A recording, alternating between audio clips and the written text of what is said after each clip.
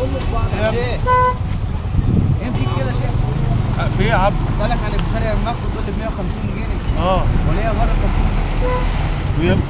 ويجي يفلك الكسار يا ابن ليه يا شيخ؟ حرام عليك يا مش هينفع كده. دوقتني معاك، اعلم فيك ما تتعلم يا ابني، زهقتني. زي الفل. ادي زي الفل. تعالى يا حاج سعيد، احكم انت يا حاج سعيد. دي اسمها بلوزه. اذكر عليها يا حاج سعيد. بص وريني بقى يا حاج كده يا حاج. دي ايه يا حاج؟ دي ماكو. دي ماكو ودي عكو. دي بلوزه. دي خد بالك الماكو اهي اهي البيضه اهي اهي. دي عكو. احكموا انتوا بيني وبينه يا ابني، انا بعلم فيك يا ابني، بعلم دي فيك. تكوينها ايه دي يا شيخ؟ دي بصوا دي اسمها ابخه. دي بقى اللي هي بتكبر، دي اللي هي ايه بتكبر. بصوا بتكبر دي مش ماكو، دي اهي بصوا بتكبر. دي سمك. طب دي متعمل فلافل يا شيخ؟ ولا اتعمل فلافل ولا ليها لازمه ولا واخد بالك هتترمى. دي عاوزه الرمي. هنا في توضيح مهم.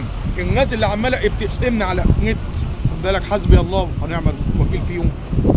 سيدنا علي بيقول ايه؟ خد بالك، رضي الله عنه وارضاه، لو جاءني 100 عالم لأقحمته، ولو جاءني جاهل لأقحمني.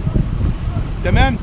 فانت لما تكون واحد جاهل ومش عارف حاجه ما تطلعش تشتم، لا، اسال وتعلم، وبعد كده انقذني باسلوب احسن من كده. اهو يا ناس، البسارية الماكو دي ما بتكبرش عن كده، دي مش زريعه. اللي بيطلع يقول انت كذاب ومش عارف ايه، هو مش فاهم حاجه، انت جاهل. اني وريتكم اكبر غش في البسارية الماكو. البسارية دي يا حاج سعيد عاوزه رمي. دي بتبقى بتمرر لما بتتعمل. بتمرر واخد بالك وبتجيب امراض يا حاج. بص كده عامل ازاي. بص يا حاج بالك، وفيها سمك والله ده حتى منظرها وحش واخد يا بالك، شيخ. حتى المنظر. بصوا احكموا انتوا بس، احكموا.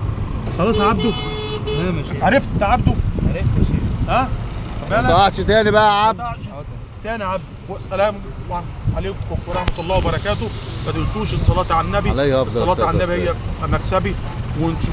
وانشروا اللي هي الحاجات اللي هي فيها غش عشان الناس تبقى عارفه. والسلام عليكم ورحمه الله وبركاته.